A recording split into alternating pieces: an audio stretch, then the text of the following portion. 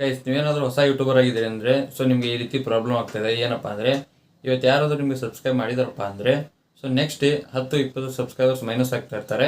ಏನಪ್ಪ ಅಂದರೆ ಇವತ್ತೇನಾದರೂ ನಿಮಗೆ 100 ಸಬ್ಸ್ಕ್ರೈಬರ್ಸ್ ಇದ್ರಪ್ಪ ಅಂದರೆ ನೆಕ್ಸ್ಟ್ ಡೇ ಬಿಟ್ಟು ನೋಡಿದರೆ 10-20 ಸಬ್ಸ್ಕ್ರೈಬರ್ಸು ಮೈನಸ್ ಆಗಿರ್ತಾರೆ. ಈ ರೀತಿ ಪ್ರಾಬ್ಲಮ್ ನ್ಯೂ ಯೂಟ್ಯೂಬರ್ಸ್ಗೆ ತುಂಬಾ ಆಗ್ತಾಯಿದೆ. ಯಾಕಪ್ಪ ಈ ರೀತಿ ಪ್ರಾಬ್ಲಮ್ ಆಗ್ತಾಯಿದೆ, ಇದಕ್ಕೆ ಏನು ಸೊಲ್ಯೂಷನ್ ಅಂತ ಸಂಪೂರ್ಣ ಮಾಹಿತಿ ನಿಮಗೆ ತಿಳಿಸ್ಕೊಡ್ತೀನಿ. ಅದಕ್ಕಿಂತ ಮುಂಚೆ ನೀವು ನಮ್ಮ ಚಾನಲ್ಗೆ ಸಬ್ಸ್ಕ್ರೈಬ್ ಮಾಡ್ಕೊಂಡಿರೋದ್ರಲ್ಲಿ ಸಬ್ಸ್ಕ್ರೈಬ್ ಮಾಡ್ಕೊಳ್ಳಿ. ಹಾಗೆ ವಿಡಿಯೋ ಇಷ್ಟೊಂದು ಲೈಕ್ನ ಮಾಡಿ ಆಯಿತಾ. ವಿಡಿಯೋ ಸ್ಟಾರ್ಟ್ ಮಾಡೋಣ ಗೈಸ್. ಫಸ್ಟ್ ಯಾಕಪ್ಪ ಈ ರೀತಿ ಪ್ರಾಬ್ಲಮ್ ಆಗುತ್ತೆ ಅಂತ ತಿಳಿಸ್ಕೊಡ್ತೀನಿ. ನೀವೇನು ಮಾಡ್ತೀರಪ್ಪ ಅಂದರೆ ಹೊಸ ಯೂಟ್ಯೂಬರು ನಿಮಗೆ 1000 ಸಬ್ಸ್ಕ್ರೈಬರ್ಸ್ ಬೇಕಾಗಿರ್ತಾರೆ. ಅದಕ್ಕಾಗಿ ನೀವೇನು ಮಾಡ್ತೀರಪ್ಪ ಅಂದರೆ ನಿಮ್ಮ ರೀತಿ ಸಣ್ಣ ಯೂಟ್ಯೂಬರ್ ಇರ್ತಾರೆ ನೋಡಿ, 10-20 ಸಬ್ಸ್ಕ್ರೈಬರ್ಸ್ ಇರ್ತಾರೆ. ಅವ್ರ ಚಾನಲ್ ಹೋಗಿ ನೀವು ಕಮೆಂಟ್ ಮಾಡ್ತೀರಾ. ಸೊ ನಾವು ಈ ಥರ ನಿಮಗೆ ಸಬ್ಸ್ಕ್ರೈಬ್ ಮಾಡ್ತೀವಿ, ನೀವು ನಮಗೆ ಸಬ್ಸ್ಕ್ರೈಬ್ ಮಾಡಿ ಅಂತೇಳಿ ಈ ಥರ ಕಮೆಂಟ್ನ ಮಾಡ್ತಾ ಇರ್ತೀರಾ.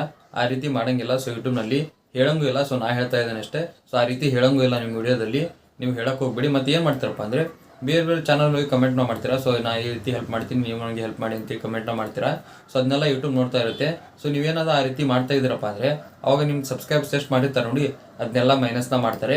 ಇನ್ನು ಕೆಲವು ಜನ ಏನು ಮಾಡ್ತಾರಪ್ಪ ಅಂದರೆ 10-20 ಜಿಮೇಲ್ ಏನೋ ಕ್ರಿಯೇಟ್ ಮಾಡ್ಕೊಂಡಿರ್ತಾರೆ. ಕ್ರಿಯೇಟ್ ಮಾಡಿಕೊಂಡು ಸೊ ನಿಮ್ಮ ಚಾನಲ್ಗೆ ನೀವೇ ಸಬ್ಸ್ಕ್ರೈಬ್ ಮಾಡ್ಕೊಂಡಿರ್ತಾರೆ.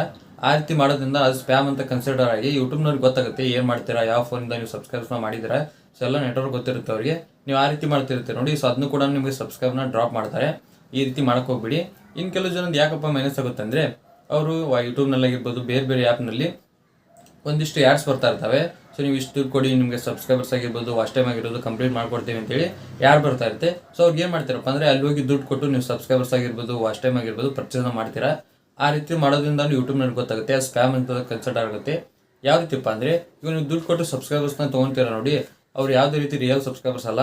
ಅವ್ರ ಕಂಪ್ಯೂಟರ್ನಲ್ಲಿ ಒಂದು 10-20 ಅಥವಾ 100-200 ಜಿಮೇಲ್ ಐಡಿನ ಕ್ರಿಯೇಟ್ ಮಾಡಿಕೊಂಡು ಸೊ ನಿಮ್ಮ ವೀಡಿಯೋನ ಪ್ಲೇ ಮಾಡಿಬಿಡ್ತಾರೆ. ಸೊ ನಿಮಗೆ ಸಬ್ಸ್ಕ್ರೈಬ್ ಮಾಡಿ ನಿಮ್ಮ ವೀಡಿಯೋನ ಪ್ಲೇ ಮಾಡಿಬಿಡ್ತಾರೆ.